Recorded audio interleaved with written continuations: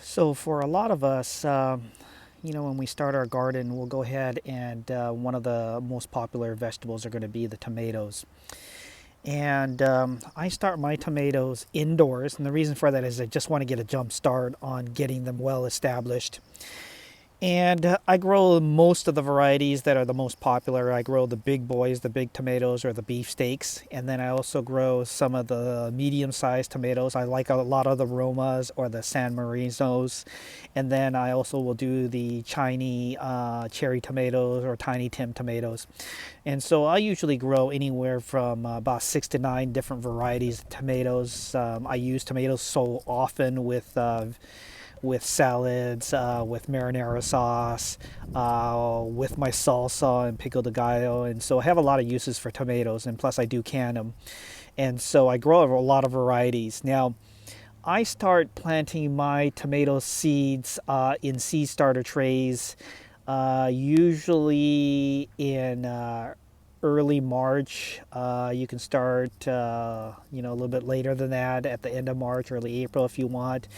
Um, the real key here is tomatoes need outdoor temperatures that hover no lower than about 50 55 degrees depending on the variety in order to replant them, transplant them outdoors. And so I kind of look at kind of the weather, the almanac, and try to figure out exactly when to start them, whether to start them in March or late March or early April. But what I typically do with my seeds is I don't, since they're tiny seeds, I don't soak them like I would soak like a bean or a pea seed or even pumpkin, zucchini seeds. A lot of people will soak all their seeds. With tomatoes, I don't really bother with soaking my seeds overnight. The soil or the medium I'm using to plant my seeds are going to be damp and wet enough, and with the seeds being so small, I'll just go ahead and put them right into the soil medium, whether it's the Jiffy Peat pellets or the rock wool or the perlite, and I'll just put them in the seed starting trays like I did here. Now, with tomatoes, they tend to like daytime temperatures above 65, 70 degrees, and then the nighttime temperatures need to be above 50 to 55 degrees depending on the varieties. And so I'll keep them in the seed trays for a period of time. The rule of thumb is typically when the seedlings are about 3 to 4 inches tall, you can transfer them outdoors. I tend to wait a little bit longer on mine. And so I'll do a different video about retransplanting the tomato seedlings and give a little bit more thorough explanation on that. But with the tomatoes, they're a very popular vegetable. Some people say that they're a fruit, but regardless of whether tomato is a fruit really, or if you just call them a vegetable, that's fine. I grow the most popular ones. Every so often, a friend or a family member will give me seeds from their previous garden the previous year, or I just happen to get them free thrown in through a number of the seed companies that I order from regularly. And so I grow quite a few tomatoes. I'll grow somewhere between 100 to 200 plants. And if you've seen my videos from last year, you'll know that I have a whole section in my garden full of tomatoes. But then I also give a lot away because so many relatives, family members, friends, even the neighbors around the street, they really appreciate when I give them a tomato plant that's 6, 9, 12 inches tall, and they're able to easily transfer it into their garden. And so I make quite a few extra. I'll probably grow about 50 to 100 extra tomato plants just to give away. And I grow a variety because some people like the big boys or the beefsteak tomatoes, and other ones like more the Roma or the San Marino tomatoes, the medium-sized ones for canning or for marinara sauce. And then just for snacking and for eating and for salads, I'll grow the Tiny Tims and the cherry tomatoes. Now, it's pretty easy to grow the tomatoes from seed. I go ahead and plant them directly into the seed tray. Don't need to soak the seeds overnight or even for an hour or two. You plop them in there. I put the dome cover on top of my seed tray starting kit and keep that humidity and the warmth in there. Plus, because I'm starting in the indoors and the house is always right around 70-ish degrees, that's the perfect temperature for germinating the tomatoes. And with the tomatoes, early on, as it forms its second and third true set of leaves, there's not a lot of work I need to do. There's a couple that I started a little bit earlier this year, and I think you've seen the video shots of my tomatoes that are bigger. And one of the plants, just this week, a couple days ago, they had a couple flower buds forming, and I went ahead and pinched those off. Now, it's very important with tomato plants and pepper plants, until they're mature in size, to just continually pinch off the flower buds that are forming. I pinch them off really early as soon as I see it. The reason for that is with tomatoes and pepper plants, you want the plant to really establish itself before you allow it to begin flowering process, because once it starts flowering, all that energy is going to go toward the flowering, the fruiting, and setting the fruit. And I don't want it to take away its energy. I want it to establish its root system. I want it to establish the main stem and all the feeder stems. I'm not, of course, concerned about the suckers, but I want the plant to grow very healthy and very big and establish itself. So I want all the energy going toward growing the plant in the foliage and not toward any early season fruiting, flowering, that sort of thing.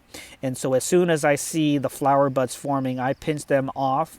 With majority of the tomato plants that are growing right now, that are about anywhere from about 4 to 6 inches. I do have a few that were under the grow light that are about 9 inches now. I did not see any flower buds yet, so I don't have to worry about that, but I'm assuming sometime here in the next 2 to 4 weeks, most of these tomatoes that are growing in the seed starter trays, or the ones that are sitting in the K-cups, they're going to go ahead and start forming flower buds here within the next 2 to 4 weeks. And so I'll have to keep an eye on it and make sure that I pinch off the flower buds, or the buds that are coming, because I don't want them to turn into flowers. I don't want it to set the fruit, and I want it to establish itself. Now, once I get them transplanted, for me, I won't be transplanting into the actual dirt or a raised bed or a pot this year. What I'll do is I'll just put them in my hydroponic kit in the styrofoam coolers. Regardless of whatever medium you use or how you get it to grow outdoors, what you'll have to do is, once you start taking care of your tomatoes, you'll have to keep on top of the fertilizing schedule, just because tomatoes are a huge feeder. Not only do they need a lot of water, you don't want to let the soil or the surrounding soil dry out, because it's it puts a lot of stress on the tomatoes. But you also want to make sure that you fertilize your tomatoes regularly. I use a water-soluble granules, and so I put the granules in a gallon bucket and go ahead and let the granules dissolve, and then I water the plant. Now, with the hydroponic system I'm going to use a water solution formula, hydroponic solution formula. So that'll be my method. But for the rest of you who are planting in the ground, planting in raised beds, planting them in pots, once the plant becomes mature and it starts flowering, you're going to need to constantly, on a regular interval, go ahead and fertilize your tomato plants. And whatever type of fertilizer you buy, most of the fertilizer will have directions on there. So just read the directions on how often you should feed your tomato plants.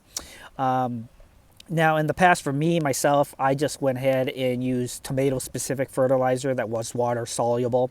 That seemed to work best for me, and so I did that. But whatever you can find around your hometown will work. Now, the next thing you'll have to do as the tomato sets its fruit is, as we get into warmer months, you're going to have to be careful to inspect your tomato plants for insects, diseases, and other things that kind of pop up with your tomato leaves. And tomato leaves, if it's unchecked, you'll notice that you may have infestations of tiny little bugs on the underside of your leaves. You may have some discoloration with the leaves. And a lot of times with my tomato plants, what I will do is spray my tomatoes once every 2 to 4 weeks with neem oil. It helps keep the insects off, and it helps keep the leaves healthy without getting some sort of fungicide or disease on the leaves. Once you get it on the leaves, it's really hard to eliminate it or to get them to disappear unless you just pinch off or cut off the leaves. And so a preventative measure of taking care of your mature tomato plants are very important. So I would recommend getting on a neem oil spraying cycle every 2 to 4 weeks once the plant is established. From there, of course, some of the maintenance involves making sure that you pinch off the suckers, the branches that don't flower, that are in between the main branches that are providing flowers. And you'll be able to see what the suckers are. You'll see the main stems. You'll notice certain stems will have flowers on it, and certain stems are just foliage that are growing in between main stems. And you'll pinch those off. And whether you have interdependent tomatoes or determinate plants where they only set its flowers for a set period of time, or they set their flowers and will continually provide tomatoes throughout the year. It really doesn't matter on how you maintain your tomato plants. Regardless of the varieties you have, a lot of the methods work with all the varieties. But that's a little bit about growing tomatoes. I'll give a little more advanced feature as the tomatoes grow this year, so that way I can give you kind of real life experience as I do the maintenance work of my tomatoes. I don't do a whole heck of a lot, although I'm growing 100 to 200 tomatoes. I just do a little bit every day, and it doesn't become a huge task because I'm not letting 1 or 2 weeks go by without doing proper maintenance. But as the tomatoes grow, I'll give you more of an advanced step-by-step look of how to manage your tomatoes, and I'll be back later on. Thanks and have a great day.